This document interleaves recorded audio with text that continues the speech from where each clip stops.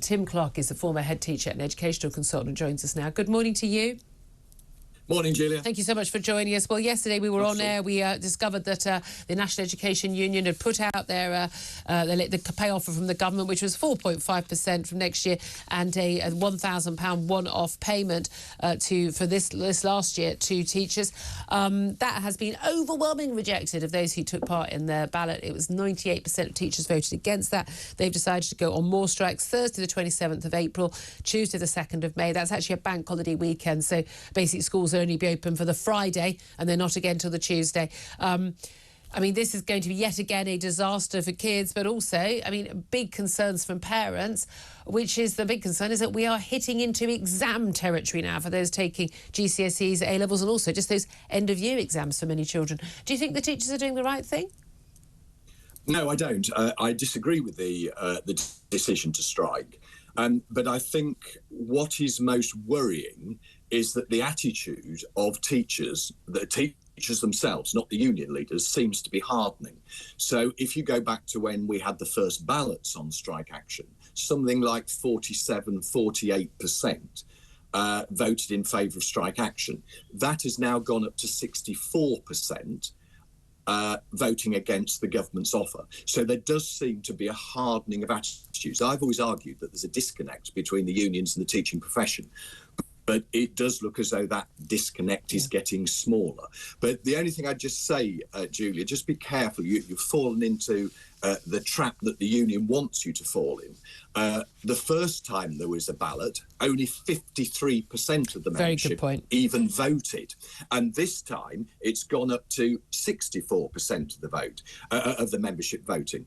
But the union, and this is where I blame them for fanning the flames, you read Educate, their magazine, it's 90% of teachers vote in favour of strike action. Absolute nonsense. That's disingenuous. Yeah, it's 98% of the 60% who voted, and they don't. And also bearing in mind the majority of teachers working in schools aren't members of any union, although the NEU is the biggest union. No, that's a very, very fair point to make. And this is the thing, though. That said, if you're going to be a member of a union and they're voting on strike action, I'm rather of the view they haven't voted for it, they're probably against it. Well, then they should register their vote, because the question is, are those teachers still going out on strike but wanting to have it both ways? I haven't voted for a strike, but I'm just going to go out on strike anyway because otherwise I'll be thrown out of my union. I mean, you can't have it both ways. Vote against it or vote for it. You pick one. No, I accept that, and I'm surprised that the turnout in both ballots was actually relatively low. Of course, two other unions didn't even get the 50%, the required 50% turnout, and that's why I go back to the point I just made. I've always said that there is a disconnect between the union leadership and the profession. Well, and particularly with the NEU. The NEU is a very hard, militant left, virtually, card-carrying communist, leadership. They don't represent. They really are. I mean, I'm sorry. No. They really don't in any way represent your average teacher. I mean, even though we've got a lot of lefty teachers, this is off the scale. That's a very interesting assessment, because the NEU is actually an amalgamation of two unions. The NUT, which was the most hardline union, and it joined with the another union, ASCL, which was the most moderate union. It was the union that I was a member of before I became a head. So it is a rather odd amalgam. But even so, the fact that in the first ballot only 53% of teachers could even bother to vote, surely that you assume from that the 47% who didn't vote were not in favour of strike action. So certainly to start with, the majority of teachers were not in favour, and that attitude seems to have hardened. And I think that is the worrying thing. Yeah, indeed. Now, there's no doubt at all, this is not a great pay offer. So I got it wrong. It's 4.3% rise next year, a £1,000 one-off payment. Starting salaries would also rise to £30,000 from September. When teachers are not on big money, they're not on particularly bad money, it has to be said.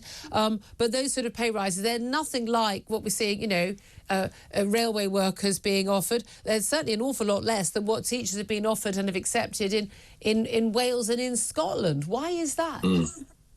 Well, I mean, the government's line will be that they have put as much money into this as they can afford.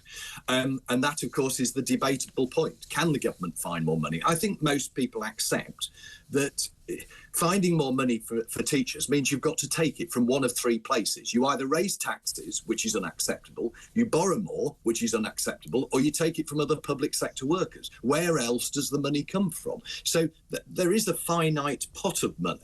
And I think most people accept that. Whether or not it could have been slightly more generous, I don't know the facts and figures.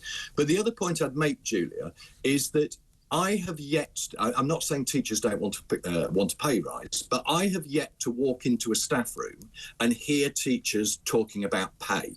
What I hear teachers talking about is workload. Yeah. I hear them talking about weak leadership, about poor pupil behaviour, about Ofsted.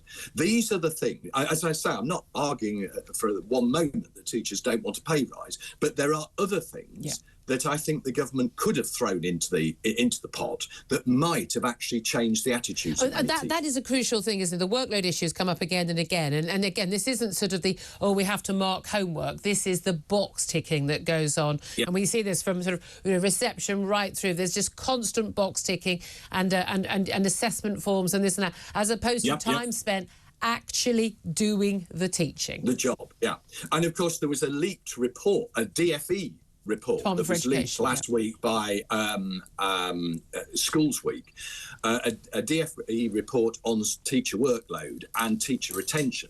And that report, and I say this is a DFE report, it's not a union report, has found that 2 out of 5 teachers do a 12-hour day. Well, yeah, do a 12-hour day, but not for as many weeks a year. No, I'm so fed up with this because I've got so many friends and family members who are teachers, and everyone's got to stop telling me these people are working 12 hours and they're working the whole way through the holidays. You do a very long, difficult term time, and then you get a lot of holiday. That's the deal. Well, I think you'd find very few teachers who didn't work at weekends, who didn't work in evenings. Oh, goodness me, because no one else does that. No. I mean, give me a break. And by the way, about half of teachers did absolutely barely anything at all for a couple of years during lockdown. We know that because kids didn't get any work and they didn't have homework, Mark, in so many schools. We know that. I honestly, I'll never forgive. Do you know what I really want? I want a full assessment of every single school. I want every pupil, every parent, every school and every teacher to assess what they actually did during lockdown. And then I want mass sackings. I mean, literally, I want people flogged in the street for what they did. I really do. I will never forgive this. I will never forgive any teacher who didn't mark homework during lockdown. Never. Right. Well, I totally refute that. Most teachers worked hard. No, that's not true. That's not true. We have 10 million kids. No, we have 10 million kids, and we know official figures. 2 million kids got no lessons at all for 6 months, and 2.3 million had nothing more than an email once a week. All right. So it's not possible that every teacher worked hard. Absolute nonsense. Right. It's a lie, and we've got to stop the lie. Well, we can dispute that. But no, we can't dispute that. Yes, because because if teachers were working hard during lockdown, then kids would have had work and they'd have been in contact with loads of teachers. Did a brilliant job, and loads more did bugger all. That is not what I saw teachers do. And I say we need some sort of assessment. But I must pick you up on what you said. You want mass sackings and floggings in the street. That is fine. But the key issue here, Julia, is that what is causing the strikes is also causing what you and I talked about a couple of weeks ago, which is the recruitment and retention crisis. And I don't want to exaggerate, I don't want to frighten people, but we are facing a perfect storm. More and more teachers are leaving the profession. Fewer and fewer teachers are joining the profession, and the number of kids in this country is rising.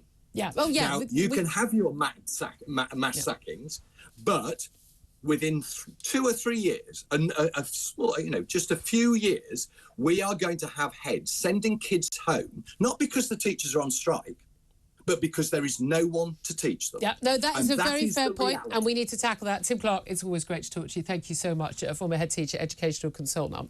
I'm never going to back down on that issue, ever.